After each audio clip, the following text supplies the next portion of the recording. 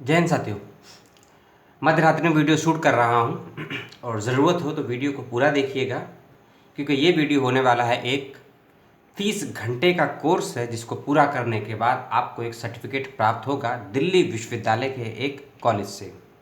और इस कोर्स को वह सभी लोग कर सकते हैं जो ग्रेजुएशन में हैं और अंडर ग्रेजुएशन में हैं, अर्थात पोस्ट ग्रेजुएशन में है, यानी कि यूजी और पीजी के सभी ऐसे विद्यार्थी जो पास हो चुके हैं या पास होने वाले हैं, वह सभी इस कोर्स को कर सकते हैं। रिसर्च एंड डेटा एनालिसिस का ये कोर्स है। 30 घंटे का कोर्स है जो कि 7 दिनों में आपको पूरा करना है। लगभग 3 से 3.5 घंटे आपको हर दिन देने हैं इस कोर्स को करने के लिए।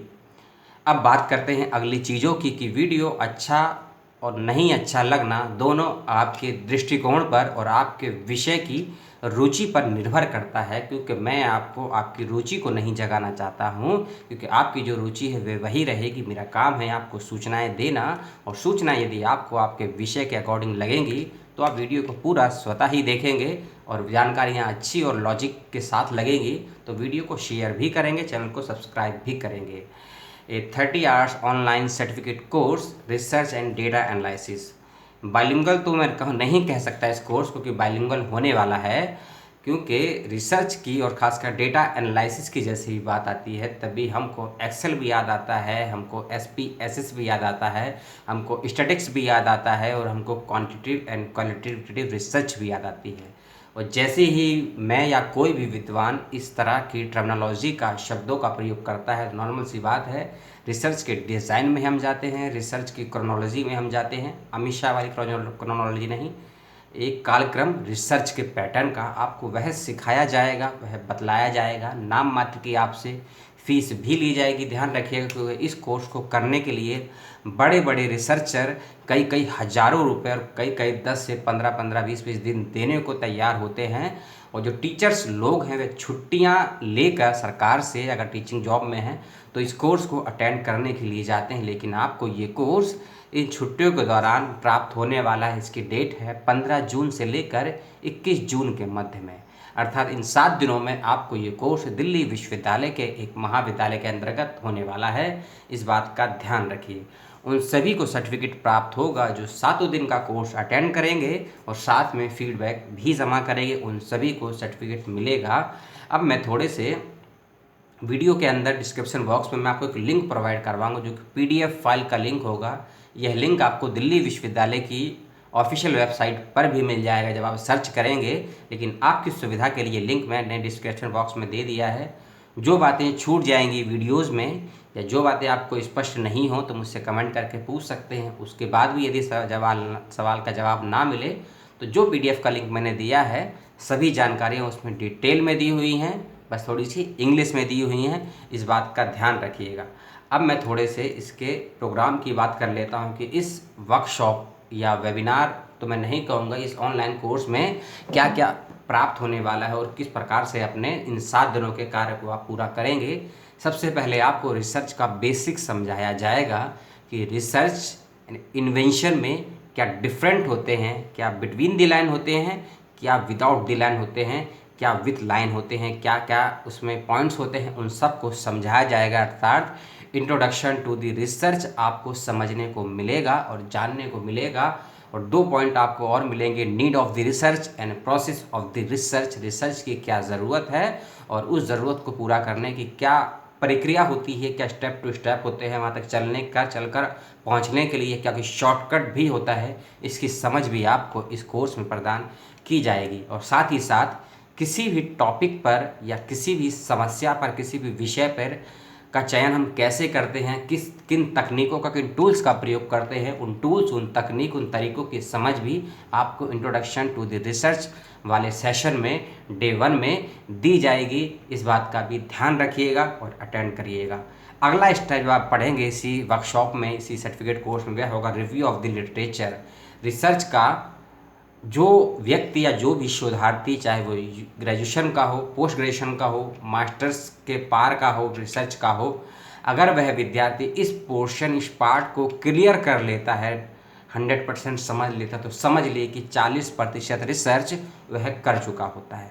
Review of the literature, Hindi में बोले तो साहित्यिक समीक्षा, यानी कि आम भाषा में कि आप जिस विषय पर, जिस टॉपिक पर काम करना चाहते हैं या चाहती हैं, उससे पूर्व आपको इस बात का ज्ञान होना चाहिए, इस बात का पता भी होना चाहिए कि उस विषय पर या उस विषय से संबंधित किन किन बिंदुओं या विषयों पर पूर्व में काम हो चुका है, क्या कोई शोध लिखी जा चुकी है या नहीं, कोई डिजिटेशन हुआ है कि नहीं, कोई बुक्स पब्लिश हुआ है कि नहीं, कोई आर्टिकल कहीं छपा है या नहीं, या रिसेंटली कहीं कोई वर्कशॉप सेमिनार हुआ है कि नहीं। यानी कि वर्कशॉप, सेमिनार, रिसर्च, डिजिटेशन और साथ ही साथ any books, any languages, any state, any place, इन सभी की समझ भी आपको रिव्यू ऑफ लिटरेचर की समझ के बाद ही आप अपने रिसर्च के डिज़ाइन को भी डिज़ाइन कर पाएंगे और अपने टॉपिक के साथ भी न्याय कर पाएंगे, यदि आपको रिव्यू ऑफ लिटरेचर भी मालूम होगा।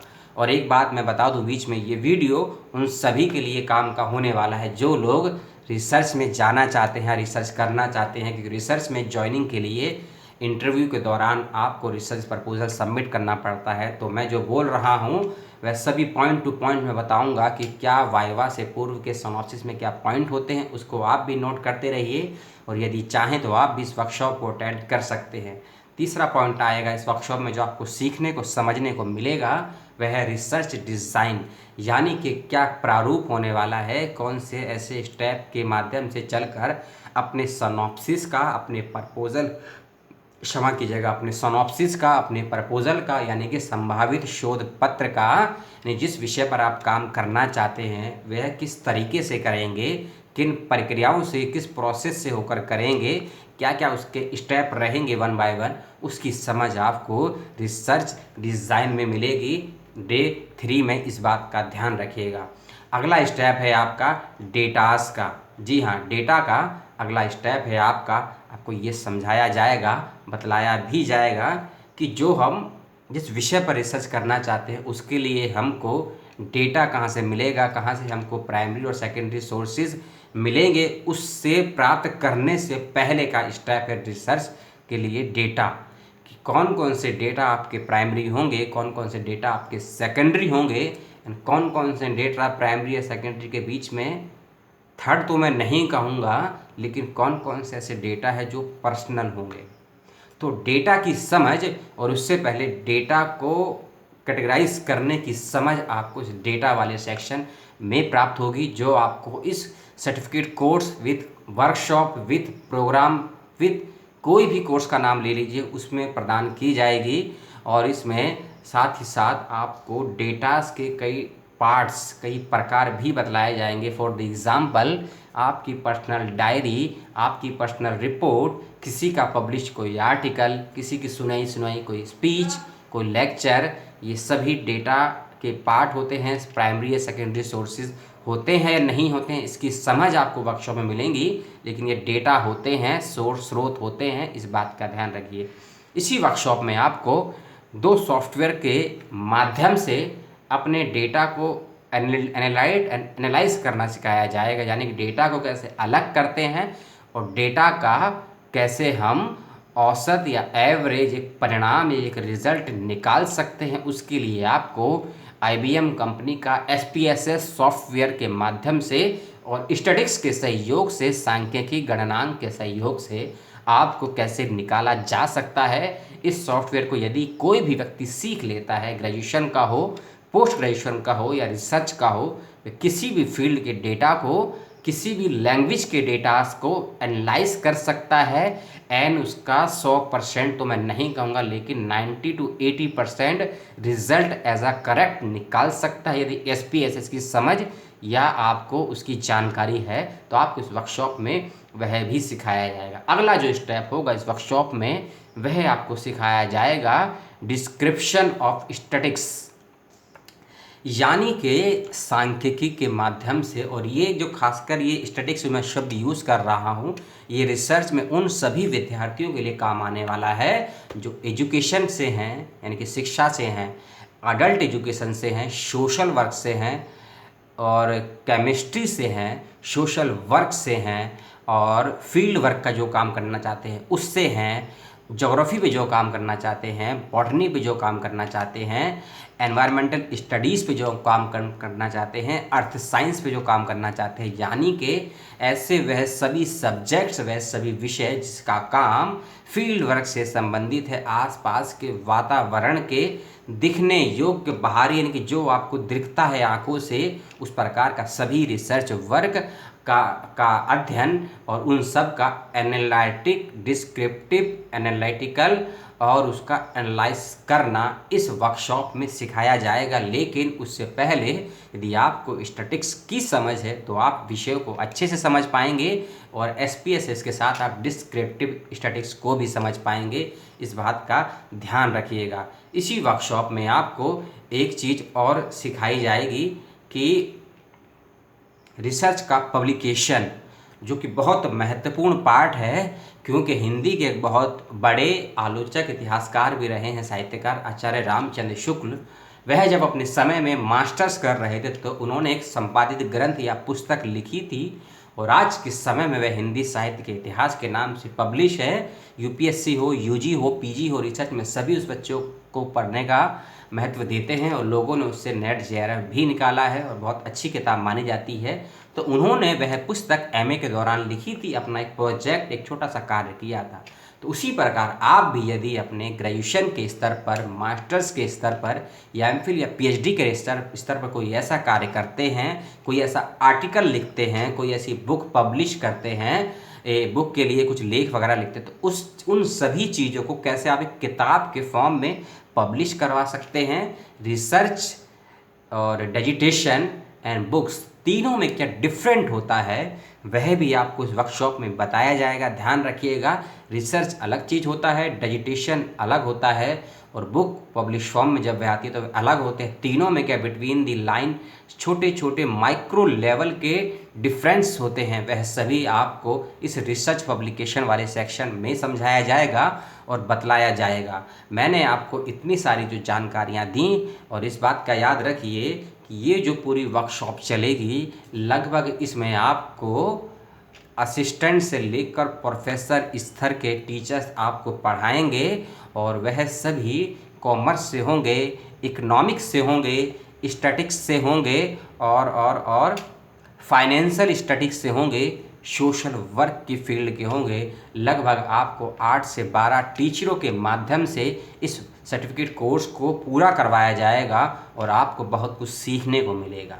आपके पास लैपटॉप है, इसको अटेंड करिए, डेस्कटॉप है, अटेंड करिए, ऐसा फ़ोन जिसमें इंटरनेट चलता हो, PDF चलता हो, PPT शो करता हो। अगर फ़ोन भी है तो उसमें भी आप अटेंड कर सकते हैं, लेकिन यदि इंटरनेट नहीं है तो तीनों ही डिवाइस में आप इसको अटेंड नहीं कर सकते, क्योंकि ऑनलाइन होने वाला है।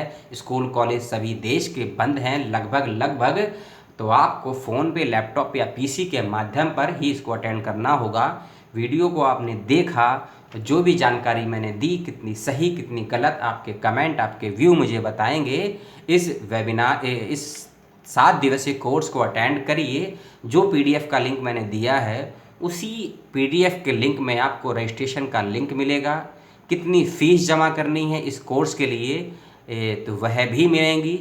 ऑनलाइन फ़ीस जमा करनी है या ऑफलाइन फ़ीस जमा करनी है, उसके दोनों ही तरीके दिए हैं। बैंक का अकाउंट नंबर भी दिया हुआ है और ऑनलाइन फ़ीस जमा करने के बाद आप उसका स्क्रीनशॉट लेकर या कुछ भी प्रूफ कैसे जमा करेंगे उसके लिए क्वारीज़ में जो नंबर दिए गए हैं आप वहाँ से संपर्क करिएगा। और एक चीज़ और मैं बता दूं, मैंने आपको संस्थान का नाम नहीं बताया है, शायद वह मैं बता देता हूं। दिल्ली विश्वविद्यालय तो मैंने आपको बताया, लेकिन दिल्ली विश्वविद्यालय के अंतर्गत एक कॉलेज है, उसका एक डिपार्टमेंट है accountancy, financial lab, department of economics. ये तीनों department, accountancy, finance and commerce, इन तीनों के ही सहयोग से ये 30 घंटे का 7 दिवसीय सर्टिफिकेट कोर्स चलाया जा रहा है। फीस मैं बता दूं केवल 500 रुपये है। 500 रुपये को 7 से डिवाइड करेंगे तो लगभग आपका फ़ीस कितना आएगा, 40 रुपये भी नहीं आएगा। तो जी हाँ, लगभग 40 रुपये भी नहीं आएगा आपका फ़ीस, कुछ 42 रुपये कुछ पड़ेगा, 41 से 42 रुपये पड़ेगा। इस बात का ध्यान रखिए। तो 50 रुपये पर डे का फ़ीस, 3 से 4 घंटे के लेक्चर कोई भी बुरे नहीं हैं, क्योंकि मैंने वीडियो की स्टार्टिंग में ही कहा कि इस कोर्स को करने के लिए रिसर्च स्कॉलर और टीचर्स, यहाँ तक कि रिटायर्ड टीचर और प्रोफेसर IAS IPS के लोग भी इस कोर्स को करते हैं, हज़ारों लाखों फूंकने के लिए तैयार हैं। लेकिन आज तक भी बहुत से ऐसे टीचर और प्रोफेसरों को मैं स्वयं जानता हूँ, 50 वर्कशॉप ले चुका हूँ, लेकिन इस कोर्स की समझ अच्छे अच्छे विद्वानों को नहीं होती है। मैं नहीं कहता हूँ कि मुझे कितनी समझ है, मैं कितना समझा पाया, लेकिन अपने चैनल पर मैं रिसर्च को लेकर, रिसर्च प्रपोजल को लेकर और रिसर्च खासकर मास्टर्स और PhD के लेवल के लिए क्या प्रपोजल तैयार करते हैं, किस प्रकार से तैयार करते हैं, इसके लिए मैं 7 से लेकर 11 लेक्चरों का एक पूरा ट्यूटोरियल, एक पूरी लेक्चर सीरीज़ बनाने वाला हूं, जो आपको जून से जुलाई के माह में प्राप्त हो जाएगी, क्योंकि पूरे ही देश में जुलाई से अगस्त के महीने में एंट्रेंस एग्ज़ाम होने हैं, जिसमें आपको इस शोध प्रपोजल की सिनॉप्सिस की बेहद आवश्यकता होगी, क्योंकि रिसर्च प्रपोजल संबंधित क्वेश्चन भी किए जाएंगे। और यदि जब आपका एंट्रेंस क्लियर होगा MPhil और PhD के लिए, तब आपको रिसर्च प्रपोजल साथ में लेकर जाना है, इंटरव्यू का पार्ट होता है। तो उसकी समझ जितनी मेरे पास है, लिटरेचर के पॉइंट ऑफ व्यू से, लैंग्वेज के पॉइंट ऑफ व्यू से, लिंग्विस्टिक के पॉइंट ऑफ व्यू से, हिस्ट्री के पॉइंट ऑफ व्यू से, और peace study and social science के पॉइंट ऑफ व्यू से, इन 6 दृष्टिकोणों से मैं उस प्रपोजल को आपको बताऊंगा। बाइलिंगुअल तो मैं नहीं कहूँगा, लेकिन 80-20 चलेगा। इंग्लिश बहुत मेरी वीक है, 20% अंग्रेजी में और 70% हिंदी में चलेगा, और 10% उसमें कुछ ऐसे शब्दों का प्रयोग होगा जो कुछ संस्कृत और कुछ साइंस के होंगे। तो उस सीरीज़ का वेट करिए, इस वर्कशॉप को अटेंड कीजिए, जो कि 30 घंटे का कोर्स है, 7 दिनों में पूरा होने वाला है। दिल्ली विश्वविद्यालय के अंतर्गत आने वाले रामानुजन कॉलेज के द्वारा ये आयोजित हो रहा है, इस बात का ध्यान रखिएगा। 15 जून से लेकर 21 जून तक होने वाला है ये 30 घंटे का 7 दिवसीय कोर्स। सभी मास्टर्स के, सभी स्नातक के विद्यार्थी, यदि कोई ऐसे विद्यार्थी जो रिसर्च में है, MPhil PhD में है, तो वह उसको एक शर्त पे अटेंड कर सकते हैं। ये मेरा सुझाव है, संस्थान का नहीं है। यदि आप उस कार्य को करते हैं और आपका फॉर्म स्वीकार हो जाता है, तो समझ लीजिए आपका जुगाड़ या पोपट या उल्लू बैठ गया है कि अपना लास्ट डिग्री आप MA ही दिखाएंगे तो हो सकता है आपका वैलिड हो जाए। यदि MPhil और PhD फॉर्म में भरते हैं तो हो सकता है रिजेक्ट कर दिया जाए आपका फॉर्म, लेकिन यदि मास्टर्स अप्लाई करते हैं या BEd या MAd भी भरते हैं तो भी आपका फॉर्म शायद सिलेक्ट हो जाएगा। ये मेरा सुझाव है, संस्थान का नहीं है, का सुझाव नहीं है, इस बात का ध्यान रखिए। वीडियो को समाप्त करने से पूर्व एक यही कि वीडियो आपने पूरा देखा है तो तहे दिल से शुक्रिया। अगले वीडियो को देखने के लिए चैनल पर नज़र बनाए रखिए। यदि आपके पास समय नहीं है चैनल को देखने का, तो वीडियो के अंदर एक सब्सक्राइब का बटन है, उसको क्लिक करिए। उसके बाद बेल आइकॉन का एक बेल बनी हुई है, उसको क्लिक कर दीजिए, तो आपकी ईमेल ID पर ऑटोमेटिकली मेरे नए वीडियोस का नोटिफिकेशन आ जाएगा, आप उसको देख सकते हैं। तो वीडियो अच्छा लगा हो तो लाइक, शेयर और कमेंट ज़रूर करें। कोई सुझाव हो, कोई वीडियो में कमी लगी हो तो मुझे बताएं, मुझे अच्छा लगेगा। मैं नए सुधारों के साथ अगले वीडियो में वह गलती ना करूं, इसका पूरा प्रयास करूंगा। सलाम, जय हिंद, जय भारत, धन्यवाद।